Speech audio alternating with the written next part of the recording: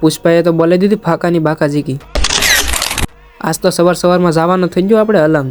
પછી તો દેખાજો 100 વર્ષ પહેલાનો કિલ્લો। પછી તો રસ્તામાં જતા હતા એક મોઢાવાળા ધોળા ગાડળિયા। રસ્તામાં રોદા ખાઈને પેટ તો ન ભરાણું પણ પવન ખાઈને આપણે પેટ ભરી લીધું। પછી તો ભાઈબંધ બુલેટને ધૂમની જેમ આગતો કાપ લીધી ડમ્ફરિયાની સાઈડ। રસ્તામાં પોરો ખાઈને બોલી દીધી આપણે સિક્કીની બાકાજીકી। અલંગમાં ગળતા વેટ દેખાજે લાલ શીપ। અલંગમાંથી લેવાનું હતું આપણે ટેબલ તો ધ્યાનમાં ન આવ્યું એટલે રહેવા દઈએ। પછી તો દેખાજો આપણને આદિકાળ સમયનો પ્રાઇમસ આ કિલ્લાની ખરે છે જરાક કોમેન્ટ કરી દેજો મારા વાલા। પછી જા કારખાનામાં દેખાજે આપણને ગુલ્ફીની હળિયો જે આપણે સાટીને ખાઈ।